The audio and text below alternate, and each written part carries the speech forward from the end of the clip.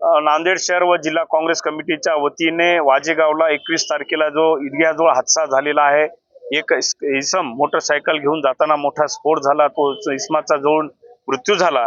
तर तो हादसा काय मोठा घातपात करण्याचा हेतूने केला होता का आणि काय झालं त्याची आतापर्यंत आज 21 तारीख, आज 30 तारीख आहे, 21 तारखेला ती घटना झालेली होती। आज 30 तारीख उजळली असताना सुद्धा पोलीस प्रशासनाकडून आणखी कोणतं स्टेटमेंट आलेलं नाहीये।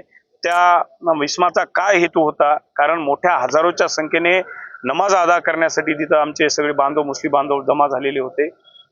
कोणती घटना घडली नाही, पण कदाचित मोठा हादसा जर घडला असता तर निश्चितच त्या ठिकाणी मोठी भागदौड झाली असती, बऱ्याच लोकांना त्या ठिकाणी भागदौडमध्ये दुखापत झाली असती। म्हणून आम्ही नांदेड शहर व जिल्हा काँग्रेस कमिटीच्या वतीने आज जिल्हाधिकारी कार्यालयामध्ये जिल्हाधिकारी महोदयांना भेटलो आणि या घटनेची उच्चस्तरीय चौकशी झाली पाहिजे, उच्चस्तरीय चौकशी आयोग या ठिकाणी नेमला पाहिजे, म्हणून आम्ही आज या ठिकाणी निवेदन देऊन जिल्हाधिकारी साहेबांकडे मागणी केली।